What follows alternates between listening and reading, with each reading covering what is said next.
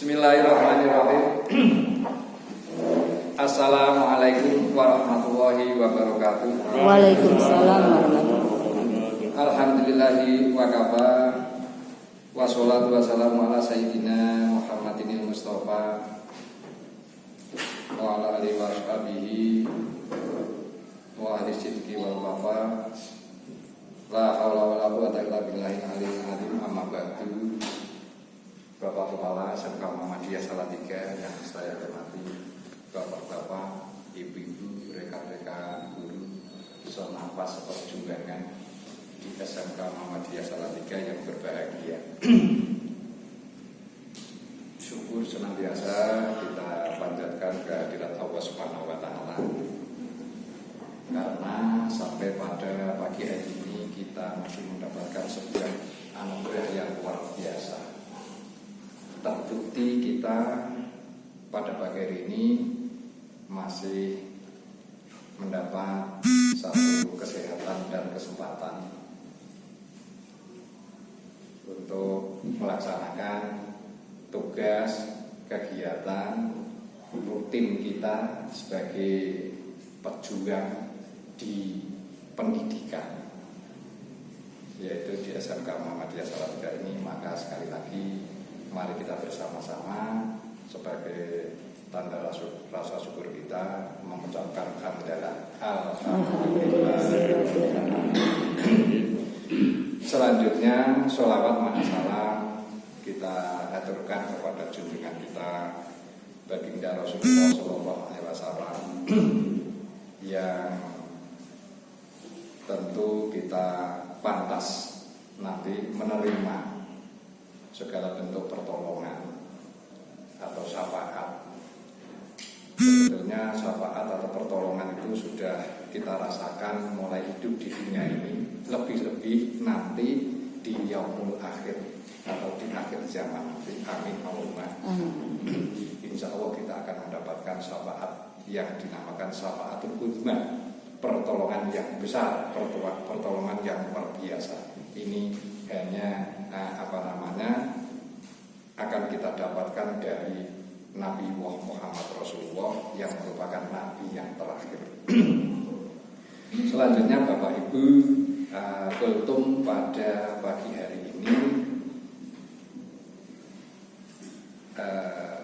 saya akan mengangkat sebuah materi. Tadi saya juga sebetulnya Pak Amir lagi, Pak, nanti kultumnya apa ini materi yang harus saya sampaikan. Tapi terus yang langsung Pak Amir, yang langsung. Nah, terus, yos gitu. Tujuan kita hidup gitu aja, gampang. Tujuan kita mungkin bervariasi kita untuk menjawab apa tujuan hidup kita. Ya, tujuan hidup kita.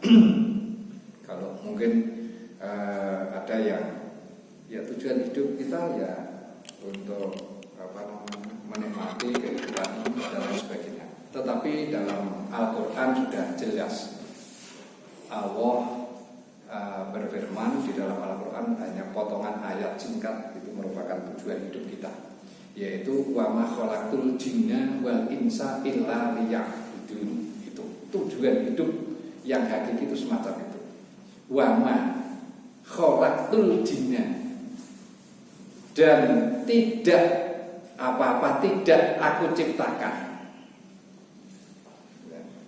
Khalaqtul jinna, jin dan manusia, illa liya'budun, illa itu kecuali liya'budun, ya hanya untuk beribadah, untuk mengabdi. Jadi mengabdi. Mengabdi itu ya abdi kawula, sehingga di dalamnya ada berbagai proses untuk menunjukkan bahwa kita ini adalah sesuatu yang ada yang mengatur, gitu ya. Maka Allah tadi kita diciptakan ini, kita pahami bahwa tujuan hidup kita adalah hanya untuk beribadah. Jadi abdi, kalau pepatah Arab mengatakan Nah, abdi itu ya gimana ya?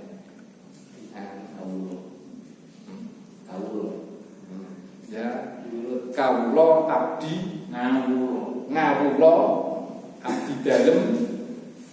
Maka kita harus patuh tunduk kepada yang membuat kehidupan ini. Nah, maka ibadah ini sebetulnya ibadah kepada Allah dan ibadah kepada selain Allah, artinya kepada manusia, kepada lingkungan, kepada makhluk selain ciptaan Allah, selain manusia. Ini kita juga perlu adanya untuk membuat kita ini patuh tunduk kepada Allah. Jadi, ya ini Allah tidak menciptakan jin dan manusia kecuali hanya untuk beribadah. Nah, ibadah kepada Allah sudah jelas. Ibadah kepada Allah itu sudah jelas. Ibadah yang sudah diatur, yang tidak boleh dirubah. Contohnya misalnya ibadah kepada Allah adalah melaksanakan atau menjalankan kewajiban sholat. Sholat itu kalau subuh itu 2 rakaat, ya jangan dirubah. Ademen diganti 1 misalnya, tidak boleh. Gitu ya. Ini sudah jelas. Puasa Ramadan, pada bulan Ramadan itu sudah jelas. Kemudian ibadah-ibadah yang lain yang sudah ditentukan oleh Allah. Ibadah yang bisa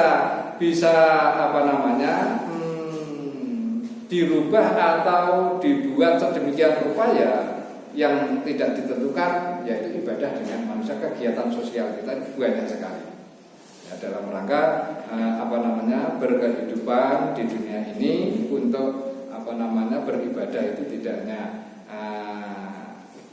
kepada Allah tetapi kepada selain atau kepada manusia, kepada lingkungan, alam sekitar dan sebagainya. Ini jadi kembali ke maka ciptaan yang namanya manusia, Allah itu menciptakan manusia adalah makhluk atau dibuat setelah Allah itu menciptakan makhluk-makhluk yang lain. Jadi paling akhir manusia itu diciptakan oleh Allah itu paling akhir. Setelah Allah itu menciptakan dunia seisinya ini selain manusia, baru manusia diciptakan. Ada ya batu-batu ini, pohon, kemudian binatang, hewan, ini sudah ada semua. Manusia belum, baru diciptakan oleh manusia. Nah, gitu. Nah, maka dari itu Allah menciptakan manusia, ini merupakan ciptaan yang terakhir, dilahirkan ke dunia, di mana kalau melihat sejarah bahwa manusia yang pertama diciptakan adalah Adam dan Hawa. Begitu. Adam itu dibuat dari kekuasaan Allah, tanah liat itu jadilah manusia. Kemudian Hawa dibuat dari salah satu tulang rusuknya Adam, itu jadilah Hawa. Kemudian hidup di surga, di sana harus tadi Allah menciptakan manusia untuk beribadah. Kemudian Adam itu di sana dibuatlah aturan, Allah itu mengatur harus patuh tunduk dalam rangka untuk beribadah kepada Allah. Jangan sekali-sekali kalau di dalam sejarah itu yang terkenal dengan sejarahnya, ceritanya, dongengnya adalah jangan mendekati buah larangan, yaitu buah khuldi, itu buah yang larang. Karena memang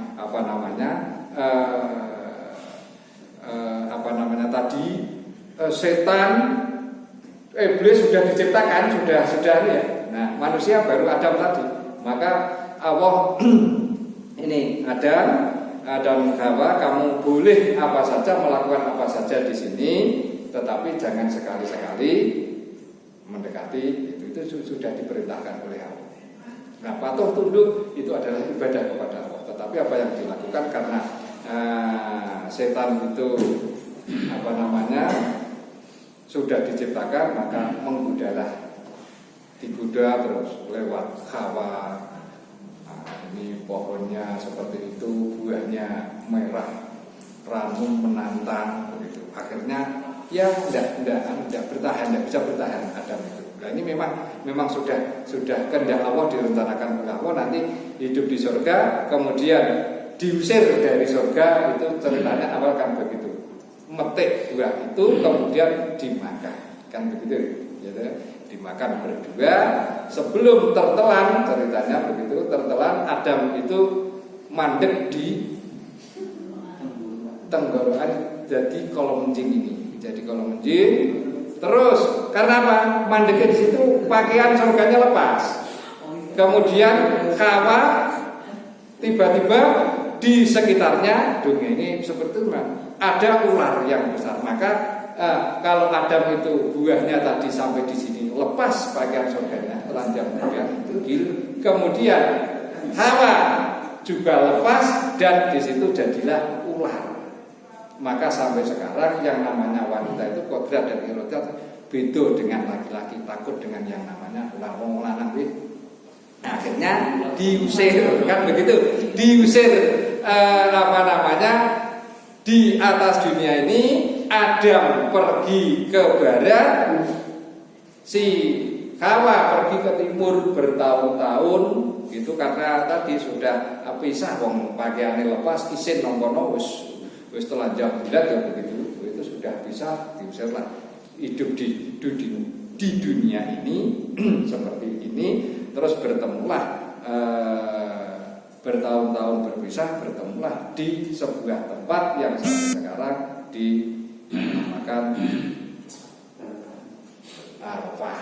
Arafah itu artinya perkenalan, terus kenal. Begitu perkenalan di sana. Loh, kita dulu pernah begitu. Nah ini kemudian ketemu di Bukit Arafah itu, karena Arafah adalah tempat perkenalan, kemudian hidup bersama, nanti terus kemudian ini punya beranak pinak sampai anaknya itu 11 kembar kabeh begitu ya, kembar lanang wedok, kembar 11 anaknya. Terus kemarin disinggung sama Pak Amir, Qabil dan Habil dan seterusnya ini, ada yang ini beribadahnya ini ada Qabil begini, ada terus keturunan nanti ada di Bani ini yang tukang kejahatan dan seterusnya sampai sekarang ini. Nah, pada dasarnya adalah kita sebetulnya diperintahkan untuk beribadah. Nah, sekarang beribadah tidak hanya wa makhlukul jinna wal insa illa liya'budun, kecuali hanya untuk beribadah. Allah juga memberikan cara-cara untuk beribadah. Apabila kita mengikuti cara-cara Allah, baik itu melalui Al-Qur'an maupun sunnah-sunnah Rasul, karena mengutus Rasulullah untuk penerang dalam rangka mencapai ibadah, mendekatkan diri kepada Allah yang nantinya hidup ini kalau mengikuti apa yang diperintahkan oleh Allah dan sunnah-sunnah Rasul, insya Allah bahagia, tidak hanya bahagia di akhirat. Maka kembali ke tadi, bahwa hidup ini tujuan kita adalah untuk beribadah, sehingga apapun, setiap desak nafas kita, setiap mata melek kita landasi dengan mengingat kepada Allah. Bahkan ada yang mengatakan dengan dilandasi dengan dasar baca basmalah, ini adalah termasuk ibadah. Demikian, mungkin kurang lebihnya mohon maaf. Ini sekilas saya akhiri. Bila taufiq wal hidayah. Assalamualaikum warahmatullahi wabarakatuh.